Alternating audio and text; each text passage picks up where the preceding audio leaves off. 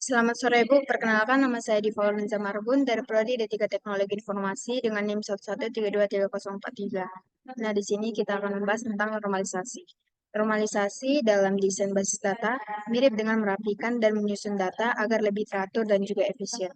Nah, yang pertama itu ada first normal form, yang dimana ini adalah langkah pertama dalam normalisasi basis data, yang memastikan bahwa dalam tabel itu hanya berisi satu nilai tunggal, ya, dan tidak ada nilai yang dapat dipecah-pecah lagi. Dalam artiannya itu nilainya setiap baris itu harus unik, tidak boleh ada duplikasi. Nah, contohnya itu seperti membersihkan meja makan dari makanan yang berserakan. Setiap kotak di dalam tabel itu harus berisi satu hal saja.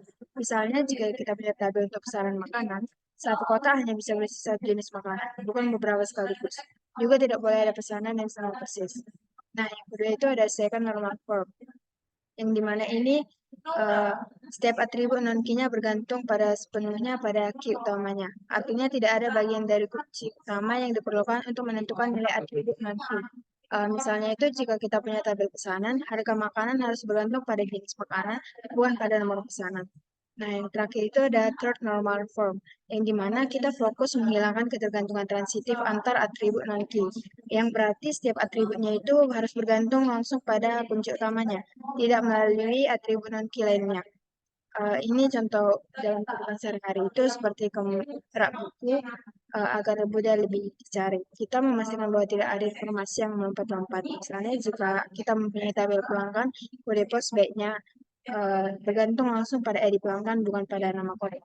Nah, sebagai penutupnya nanti kita lanjutkan. Nah, pada taks pertama ini kita bisa melihat soalnya seperti berikut, yang dimana pada eh, normal form yang pertama itu kita bisa melihat hasilnya seperti berikut, yang dimana setiap barisnya itu akan jadi seperti ini dan tidak ada duplikasinya.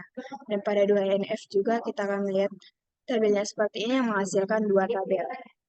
Dan selanjutnya tabel eh, third normal formnya akan menghasilkan sejumlah tiga tabel, yang dimana kita bisa lihat pada slide kan seperti ini, yang dimana mereka antar tabel memiliki keterhubungan.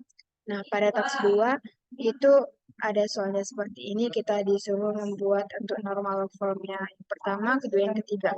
Nah, pada normal form yang pertama itu hasilnya akan seperti ini, sama, tidak ada yang duplikat, maka hasilnya akan seperti ini. Nah, yang kedua, second normal formnya akan menghasilkan dua tabel yang saling berhubungan, ketergantungan. Akan menghasilkan tabelnya akan berisi seperti ini.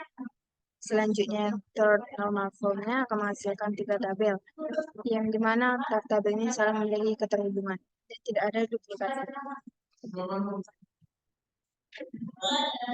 Nah, yang terakhir sebagai penutup kita bisa menyimpulkan bahwa dengan normalisasi, kita memastikan bahwa data itu tersusun dengan rapi, tidak ada duplikasi yang tidak perlu, menghindari redundansi, dan setiap informasi berada di tempatnya yang seharusnya. Itu membuat basis data menjadi lebih efisien dan mudah untuk dikelola. Sekian dari presentasi saya. Apabila ada kata-kata saya yang kurang tepat, mohon maaf. Terima kasih.